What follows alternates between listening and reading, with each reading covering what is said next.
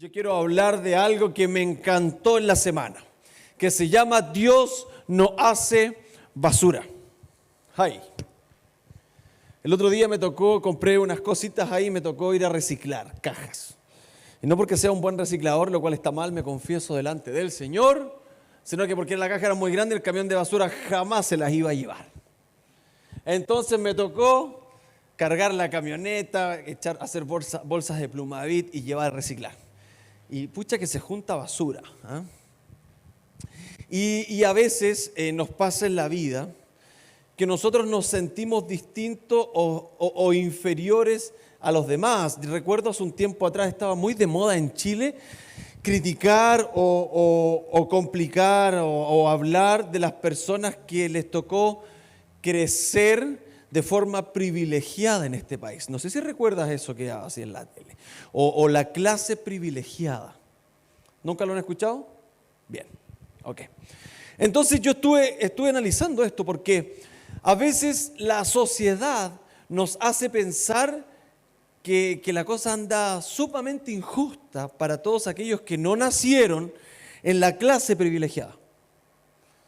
Ahora, ¿qué es la clase privilegiada para todos aquellos que se preguntan esto? Esto viene de mucho antes, incluso viene de la Edad Media y a los nobles le decían la clase privilegiada.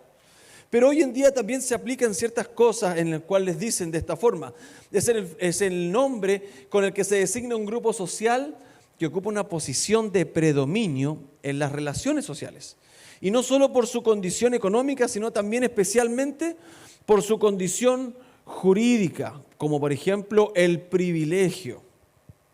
Y a mí me lleva a pensar esto porque antiguamente, jurídicamente, existían clases privilegiadas, como por ejemplo los blancos sobre los negros, que jurídicamente también tenían derechos distintos. Por ejemplo, los hombres sobre las mujeres. De hecho, aún hay países que son así. Oramos por Israel, que hoy se encuentra en guerra. La Biblia dice que los hijos de Dios tenemos que orar por Israel. La Biblia dice que nosotros tenemos que bendecirles. La Biblia dice que en esto que ellos están viviendo, nosotros tenemos que preocuparnos por ellos, porque son el pueblo escogido de Dios, aún lo son. Y escatológicamente tienen una función muy importante también en el final de los tiempos, aún lo son. Es un pueblo que lucha contra la barbarie, incluso en contra de la mujer. Porque en esos países, alrededor de ellos, la mujer no tiene los mismos derechos que el hombre, porque el hombre es la clase privilegiada. Y resulta que a veces a mí me resulta injusto entender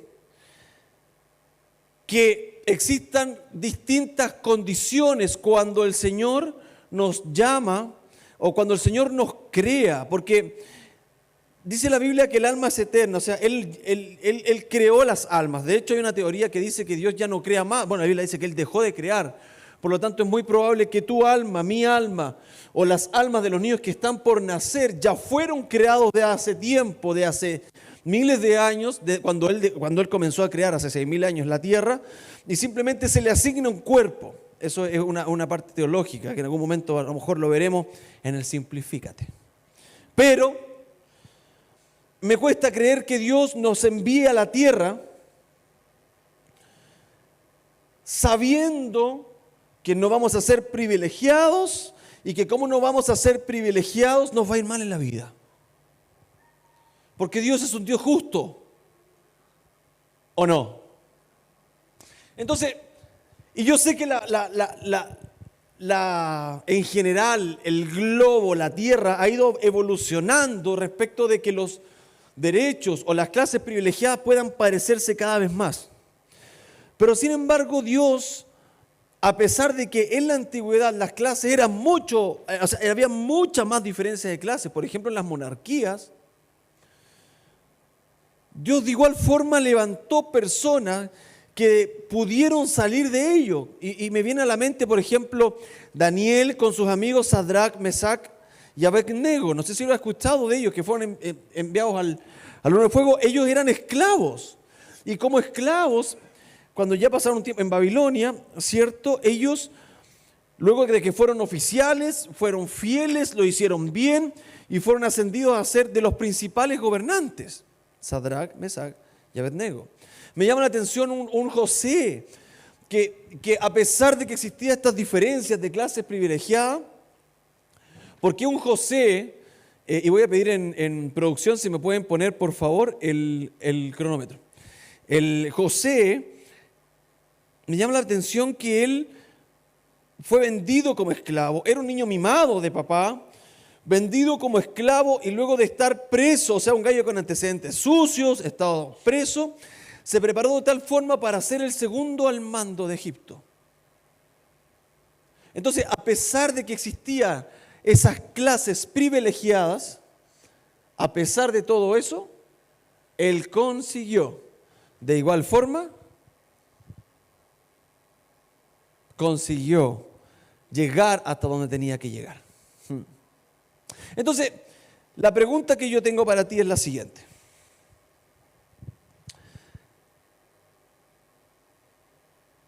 ¿Cómo es que Dios se encarga?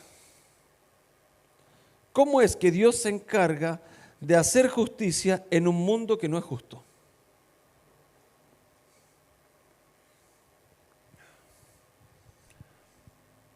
Porque Dios no es injusto, pero el mundo sí lo es. Cada vez menos, en muchas cosas, creo yo, pero el mundo sí lo es. Pero Dios es justo. ¿Y cómo se encarga de eso? Porque yo hablaba adelante con uno aquí hay un chico que es ingeniero químico, creo que es ingeniero químico. ¿Está por ahí o no? Está en cámaras, yo lo vi por ahí dando vueltas. Ahí está, mire, don Diego. Y usted sabe que existe el ADN, ¿sí o no? Dice así, yo escribí esto porque es muy enredado para mí, ¿ok? Entonces, las funciones biológicas del ADN incluyen el almacenamiento de información, la codificación de proteínas y autoduplicación para asegurar la transmisión de la información a las células hijas durante la división celular. Ahora, todos entendemos por cultura que todos ustedes tienen ADNs distintos, códigos genéticos distintos, ¿sí o no? ¿Sí? Porque eso lo hizo Dios. Y algunos es rubio, otro tiene ojos azules y el otro tiene ojos café. Y algunos son rubios por peluquería, pero somos todos distintos de afuera. Pero en ese ADN, ¿usted sabe cuánta diferencia en ese ADN usted tiene de tú? Bien, 1%. O sea, Dios no te hizo a ti distinto a ti. La diferencia en ese ADN, que son millones de cosas que están pasando en un código genético, es un 1%. Porque Dios se encarga de ser justos en lo que realmente importa, no si eres más lindo, más feo. Yo sé que hay un Cristian por aquí que es un poquito más feo que otro, y al pastor lo hizo más chiquitito que otros, pero en tú como persona, como Dios te creó perfecto, con tan solo una diferencia de 1% el uno del otro. Y la Biblia habla de esto. Y usted se preguntará, ¿para dónde va el pastor Ken? Entonces yo empecé a buscar en la Biblia y empecé a rebuscar, decía, Dios mío, algo tiene que pasar aquí. O sea, ¿qué habla la Biblia de esto? Y a mí me llevó el Señor Jesús al libro de Mateo capítulo 25, desde el verso 14 al verso 30. ¿Ok? Y dice así, en esta parábola, habla de la parábola de los talentos, donde todos hemos escuchado alguna vez eso, ¿no es cierto? La parábola de los talentos. Dice así.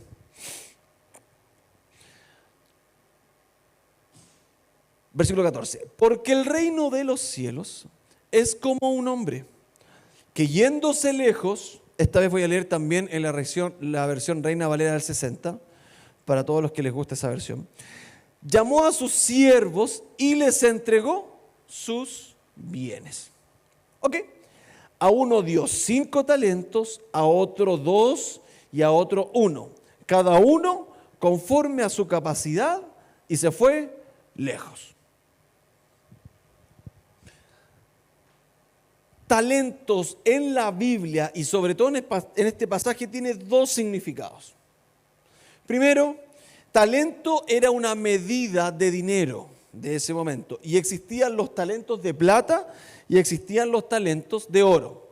Para que usted se haga una idea, yo anité aquí, hice mi conversión. Si el talento, que no lo dice aquí, hubiera sido un talento de plata, sería aproximadamente $6,600 al día de hoy.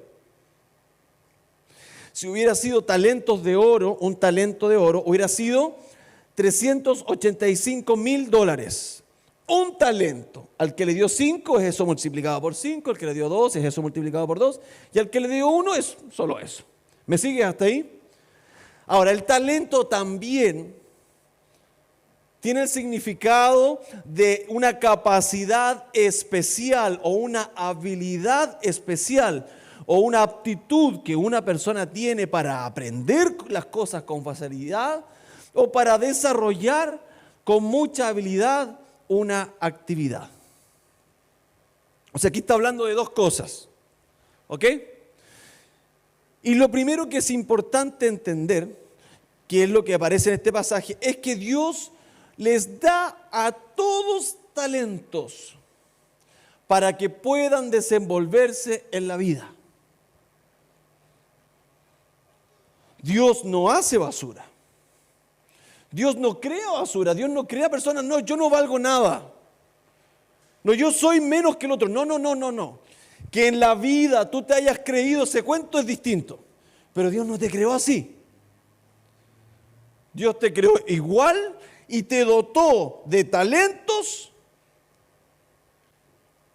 para ser alguien en la vida. Pregunta: ¿talentos es lo mismo que dones?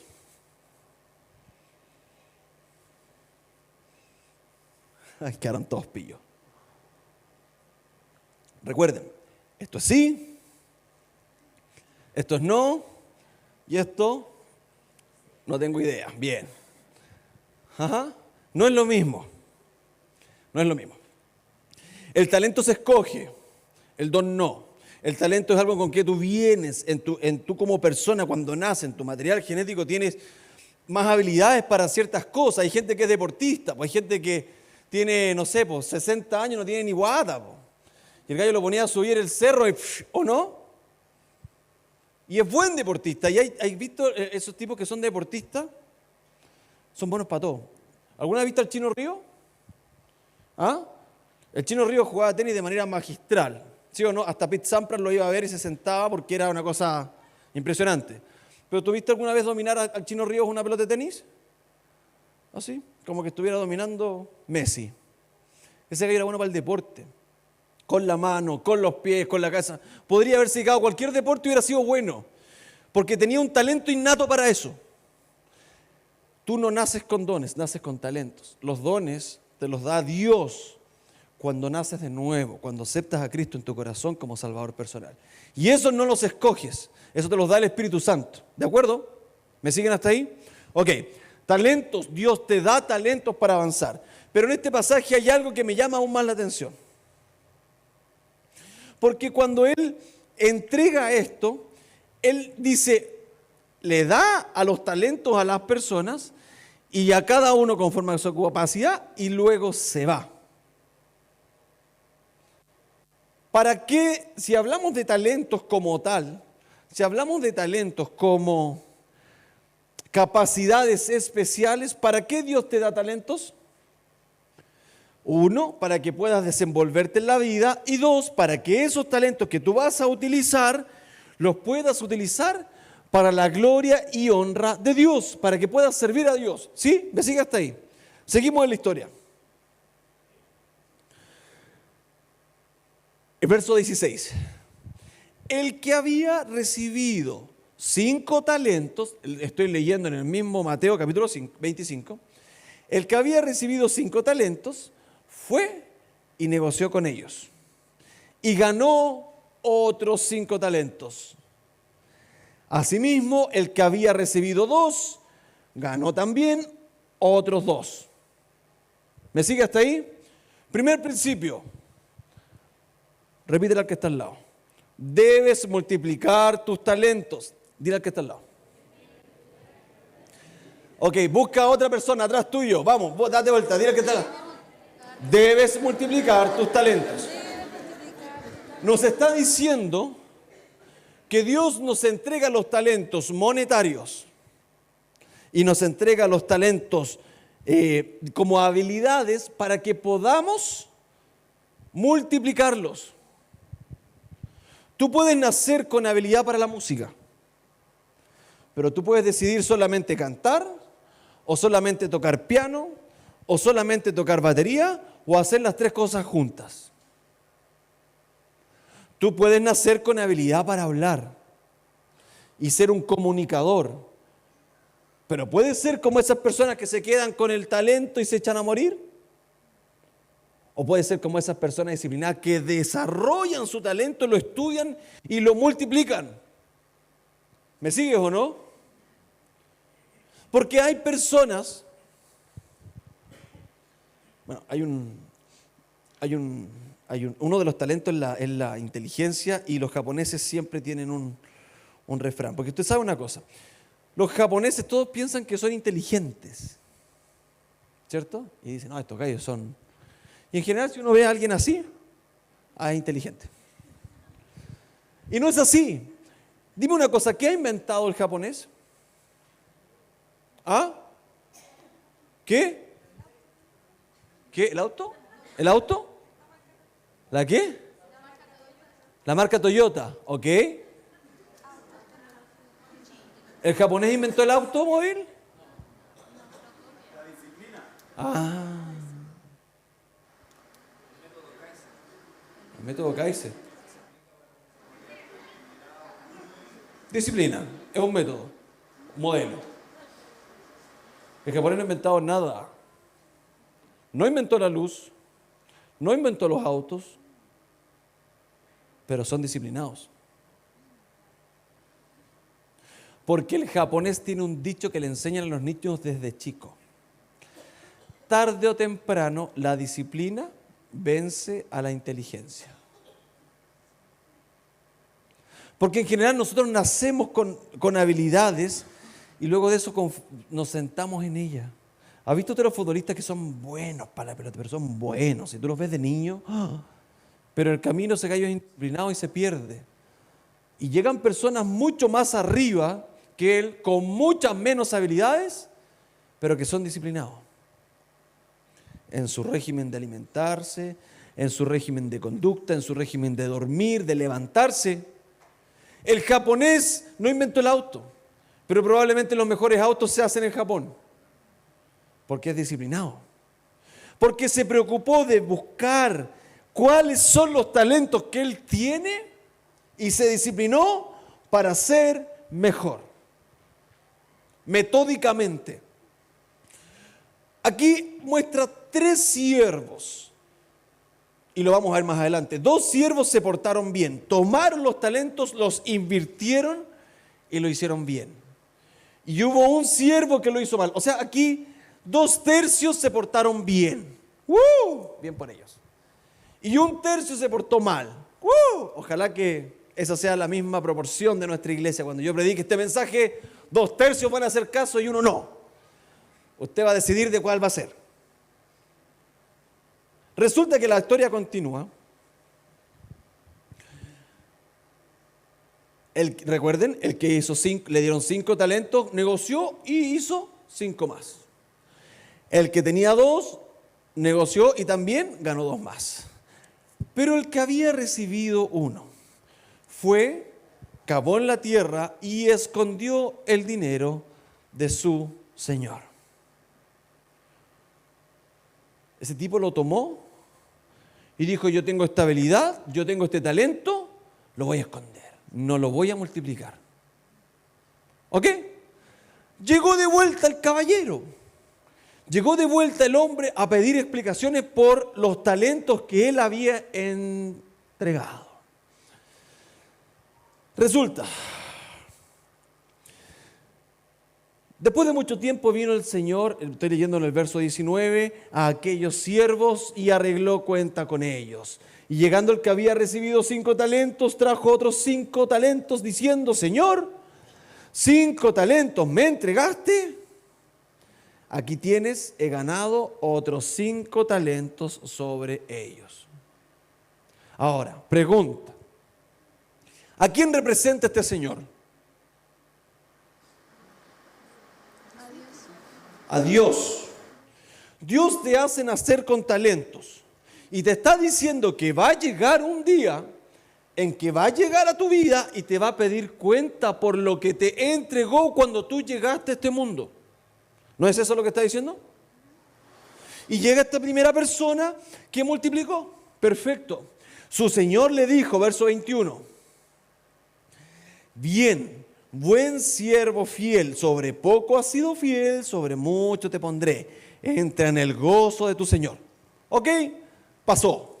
Segundo caso, llegando también el que había recibido 2 talentos, dijo: Señor, 2 talentos me entregaste, aquí tienes, he ganado otros 2 talentos sobre ellos. Y su Señor le dijo: bien, buen siervo y fiel, sobre poco has sido fiel, sobre mucho te pondré, entra en el gozo de tu Señor. Perfecto. Los 2 que pasaron bien. ¿Me siguen hasta ahí? Pero llegó el tercero. Y dice: pero llegando también el que había recibido 1 talento, dijo: Señor, te conocía que eres hombre duro, que ciegas donde no sembraste y recoges donde no esparciste. Por lo cual tuve miedo y fui y escondí tu talento en la tierra. Aquí tienes lo que es tuyo. Y se lo entregó. Respondiendo su señor, le dijo: siervo malo y negligente, sabías que ciego donde no sembré y que recojo donde no esparcí. Y este pasaje a mí me vuela la cabeza. Ok. El primer principio que me está enseñando la Biblia, porque recuerdan que anteriormente dice que Él le dio talentos a cada uno conforme a su capacidad. ¿Sí? El Señor o Dios le dio solo 1 talento a esa persona. ¿Sabes por qué? Porque sabía que en verdad era plata perdida, plata mal gastada. O sea, lo primero que Dios te va a entregar conforme a cuánto tú estés dispuesto a dar, a cuánto tú estés dispuesto a entregar. Y lo segundo es que esta persona que le dijo eso, que le entregó ello, dice lo siguiente: sabía que eres hombre duro, y luego le dice: por lo cual tuve miedo y fui y escondí tu talento en la tierra. ¿Qué es lo que marcó la diferencia entre los otros 2 siervos y este? El miedo.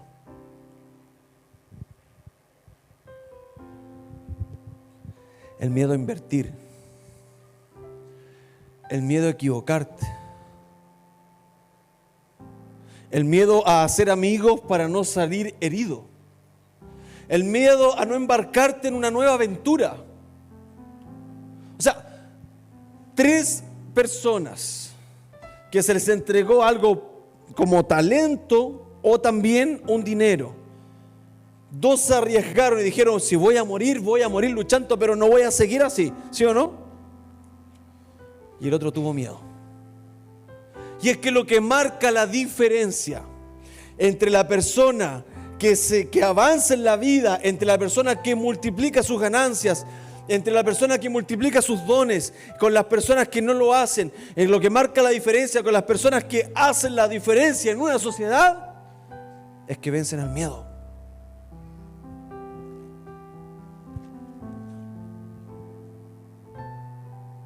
Y a veces a mí me dicen: no, este tipo es inteligente, mira dónde está. No, no es inteligente, venció el miedo, se privó de cosas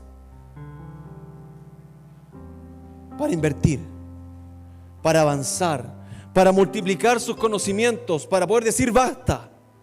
Y es que el miedo nos paraliza, y es que el miedo es una sensación de angustia provocada por la presencia de un peligro real o imaginario. Es un sentimiento de desconfianza que impulsa a creer que ocurrirá un hecho contrario a lo que se desea. Pero el libro de 1 de Juan capítulo 4 verso 18 dice: sino que el amor perfecto echa afuera el temor. El que teme espera el castigo, así que no ha sido perfeccionado en el amor. Porque el miedo, porque el antagónico, porque lo contrario al miedo no es la valentía, es el amor. Lo está diciendo el pasaje. El perfecto amor, el haber sido perfeccionado en mi vida para creer y confiar en Dios, echa fuera ese temor y lo saca. Aldous Huxley escribió: el amor ahuyenta el miedo, y recíprocamente el miedo ahuyenta el temor. Y no solo al amor el miedo expulsa, sino también a la inteligencia, a la bondad y todo pensamiento de belleza y de verdad. Y no solo queda la desesperación, y solo queda la desesperación muda.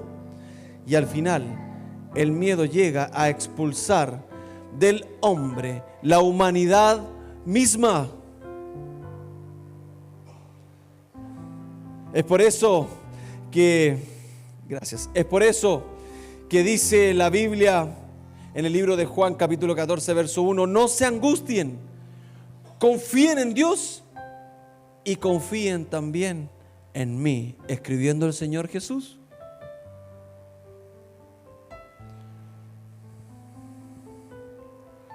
Porque al final del día, el miedo solamente es la falta de confianza en Dios.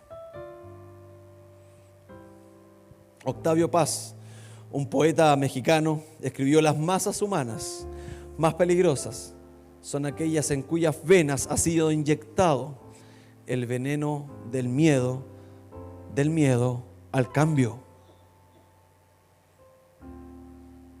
El apóstol Pablo en el libro de Romanos capítulo 8 verso 15: y ustedes no recibieron un espíritu que de nuevo los esclavice al miedo, sino un espíritu que los adopta como hijos y les permite clamar: Abba, Padre. Y es que el hecho de saber que somos hijos de Dios debe espantar automáticamente el miedo de nuestra mente. Tito Livio, un historiador romano, en el año 60 más o menos después de Cristo, escribió: el miedo siempre está dispuesto a ver las cosas peor de lo que son.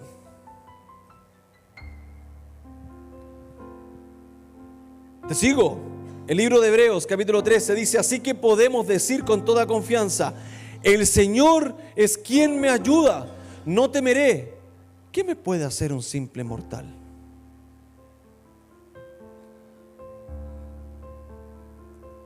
Peter Alexander, un actor estadounidense, escribió: la mayoría de las personas tienen miedo a la muerte porque no han hecho nada con su vida. El mismo Señor Jesucristo en el libro de Lucas escribió: no tengan miedo, y escuchen esto, mi rebaño pequeño, porque la buena voluntad del Padre es darles el reino. Nos está diciendo: es tan grande lo que tengo preparado para ti en la próxima vida, y te vas a achicopalar, como dicen los mexicanos. Te vas a bajar por lo pequeño que te pueda pasar en esta vida. Es por eso que un filósofo francés, Alain, escribió: el hombre que tiene miedo sin peligro inventa el peligro para justificar sus miedos. Este mismo señor, después, cuando regresa y todos les entregan su respuesta de qué es lo que hicieron con el dinero, cuando llega este hombre y le dice: tuve miedo y lo escondí y te lo entregué, el Señor había recibido sus talentos, su dinero, pero dice la Biblia que Él lo expulsa Dice la Biblia que no solamente lo deja ahí. Dice, ya, ok, ahí está, manténlo, te lo regalo, tenlo ahí. Tampoco dice la Biblia que le dice al que había hecho 5, le dice, oye, pásame un par de talentos por ahí para dárselo a este que se quedó sin nada, pobrecito. No. Dice la Biblia que él lo expulsa y le castiga. Y le dice, quitadle pues ese talento, dadlo al que tiene 10 talentos. O sea, le quitó al que tenía 1 y se lo dio al que había tenido 10, al que tenía más. Y no le cobró impuesto al que tenía más para darse al que tenía menos. Porque al que tiene le será dado y tendrá más. Y al que no tiene, aún lo que tiene le será quitado. Y al siervo inútil, echadle en las tinieblas de afuera. Allí será el lloro y el crujir de dientes.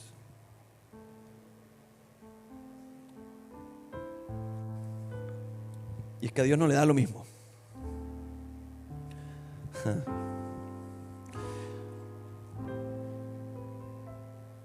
Para Dios, escucha bien esto, tus miedos no son justificación.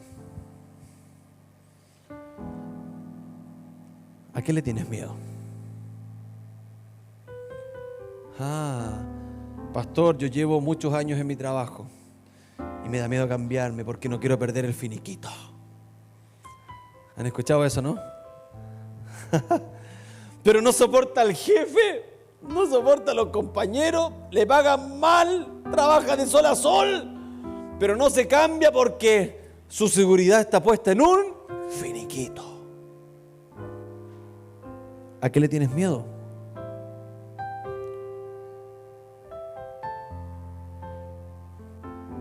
No, yo no quiero comprar una casa porque me da miedo no poder pagar el préstamo. Pero vive toda la vida arrendando. Yo no quiero estudiar, me da miedo no ser capaz.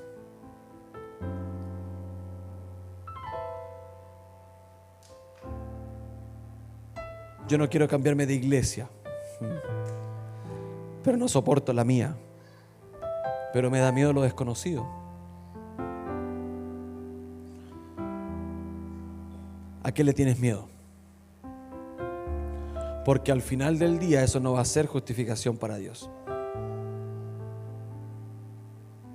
Tú no naciste menos que los demás. Pero algunos, como esos 2/3, decidieron invertir sus talentos y otros decidieron esconderlo.